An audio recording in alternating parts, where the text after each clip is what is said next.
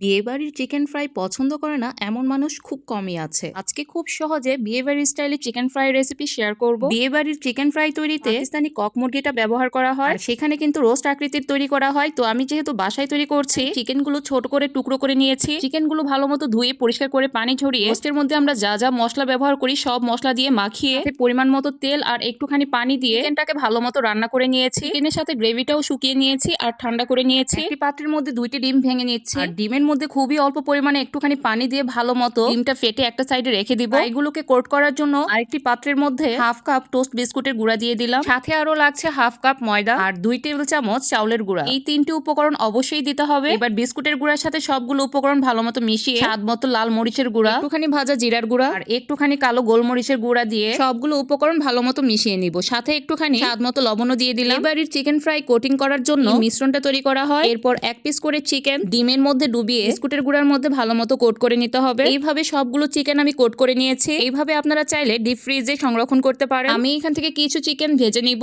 আর বাকিগুলো ফ্রোজেন করে রাখবো। আগে থেকে একটি প্যানের মধ্যে তেল দিয়ে তেলটাকে ভালো মতো গরম করে নিয়েছি। এবার গরম তেলে চিকেনগুলো ভেজে নিব। চুলার আঁচটা মিডিয়াম টু লোতে রেখে চিকেন ফ্রাইগুলো ভেজে তুলে নিতে হবে। চিকেনগুলো আগে থেকে রান্না করার ফলে কিন্তু এই ফ্রাইগুলো ভাজতে খুব বেশি সময় লাগে না। দেখতেই তো পেলেন কত সহজে তৈরি হয়ে গেল বিয়েবাড়ি স্টাইলে চিকেন ফ্রাই।